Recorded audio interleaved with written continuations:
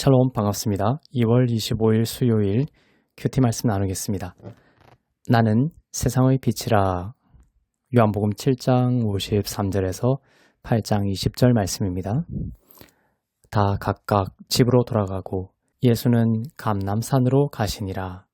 아침에 다시 성전으로 들어오시니 백성이 다 나오는지라 앉으사 그들을 가르치시더니 서기관들과 바리새인들이 음행 중에 잡힌 여자를 끌고 와서 가운데 세우고 예수께 말하되 선생이여 이 여자가 간음하다가 현장에서 잡혔나이다. 모세는 율법에 이러한 여자를 돌로 치라 명하였거니와 선생은 어떻게 말하겠나이까? 그들이 이렇게 말하면 고발할 조건을 얻고자 하여 예수를 시험함이러라.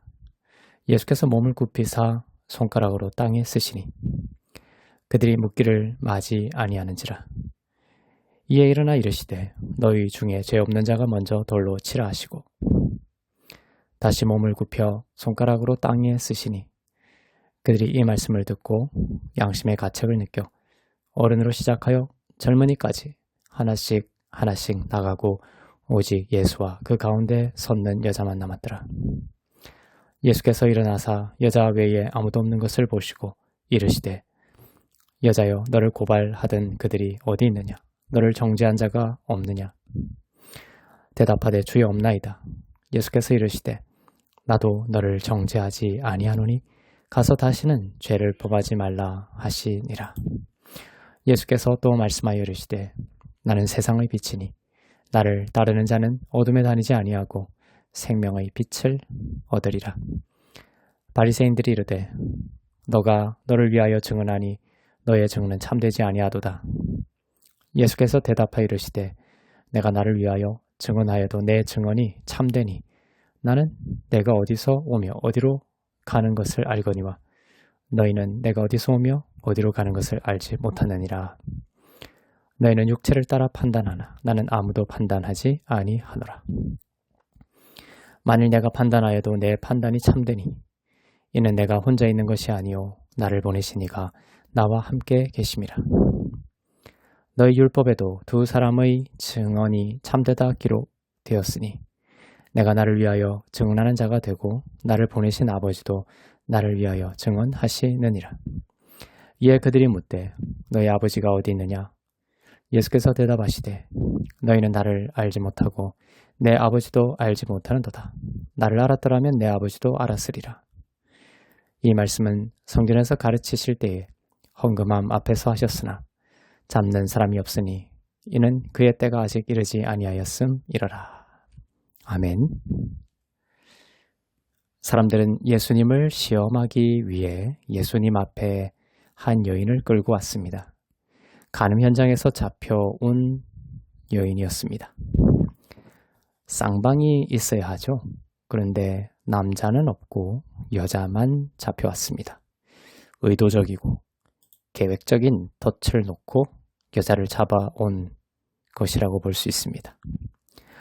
예수님은 그들의 속셈을 꿰뚫어 보시고 여인을 해방시켜 주실 뿐만 아니라 복음의 진리도 선포하십니다. 구약과 다른 신약의 놀라운 복음을 선포하십니다. 사람들은 이런 말로 예수님을 공격했습니다. 모세는 율법에 이러한 여자를 돌로 치라 하였는데 선생은 어떻게 할 것인가? 라고 했습니다. 만일 예수님이 율법에 따라 여자를 돌로 치라고 하시면 예수님은 사랑의 예수님이 아니시게 되고 돌로 치지 말고 풀어주라 하시면 율법을 어긴 게 되는 진퇴양난의 상황이었습니다. 그러나 예수님은 몸을 굽히시고 손가락으로 땅에 씁니다. 무엇을 쓰셨는지 그 내용에 대해서는 알려져 있지 않지만 처음 굽혀 쓰신 것은 구약을 쓰신 것이라고 볼 수 있습니다. 당시 성전의 바닥은 돌이었는데 모세의 율법을 돌에 새기셨듯이 손가락으로 구약을 쓰신 것이죠. 그리고 몸을 일으키셔서 그 쓰셨던 구약의 율법에 따라 너희 중에 죄 없는 자가 먼저 돌로 치라고 하셨습니다. 즉 율법에 따라 너희 모든 자가 죄 가운데 있다. 너희 모든 자가 간음자요 살인자라는 것을 밝히십니다. 사람들은 자신의 죄를 깨닫고 모두 돌아갔습니다. 여기서 아주 중요한 점이 있는데요.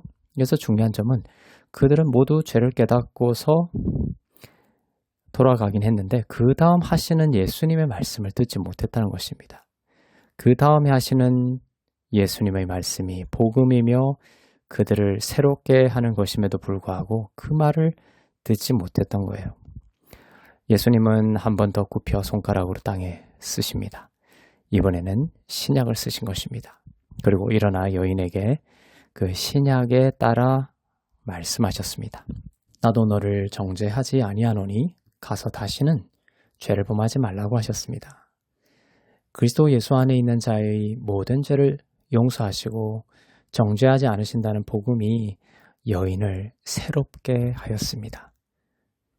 구원에 이르게 한 것입니다. 다른 사람들은 이 말씀을 듣지 못하고 돌아감으로 인해 양심의 가책은 받았으나 양심의 깨끗함에는 이르지 못하고 구원에 이르지 못한 것입니다. 더욱 큰 죄 가운데 살게 되었을 것입니다. 구약은 죄를 범하지 말라. 그러면 너를 정죄하지 않는다라는 구조입니다. 그러나 예수님은 여인에게 그 반대로 하였습니다. 내가 너를 정죄하지 않는다. 그러니 그 용서와 정죄받지 않는 복음의 능력으로 죄를 범하지 말라고 한 것입니다. 이것이 바로 은혜의 복음입니다. 바울을 통해 주신 은혜의 복음입니다. 우리는 이 복음을 땅끝까지 전해야 합니다. 이 말씀을 하신 후 예수님은 자신을 세상의 빛이라고 하십니다. 나를 따르는 자는 어둠에 다니지 아니하고 생명의 빛을 얻으리라 하십니다. 정죄로 가득한 세상에 다시는 정죄함이 없는 복음이 되시는 분이 예수님이십니다. 우리가 예수님을 믿고 더 이상 정죄함 없는 의로운 하나님의 자녀임을 믿는다면 하나님은 우리 가운데 역사하셔서 죄를 이기고 어둠을 내쫓고 구원과 생명을 보게 하는 복음의 능력을 더하실 것입니다. 기도하겠습니다. 사랑의 하나님 아버지, 우리는 모두 율법에 따라 간음자요, 살인자였지만 그런 전과자인 우리를 예수님의 피로 용서하여 주시고 더 이상 정죄하지 않으시는 놀라운 복음 안에 우리를 구원하시니 감사합니다. 그 눈물겹고 벅찬 사랑을 감사하며 예수님의 새 생명 가운데 살게 하여 주시고 기쁨과 감사의 하루가 되게 하시고 어둠을 이기는 영광의 하루가 되도록 축복하여 주옵소서. 아픈 자를 일으키시고 육신과 마음의 어둠의 묶임에서 해방되어 자유를 누리게 하옵소서. 감사드리며 길이요 진리요 생명 되시는 주 예수 그리스도의 이름으로 기도합니다. 아멘.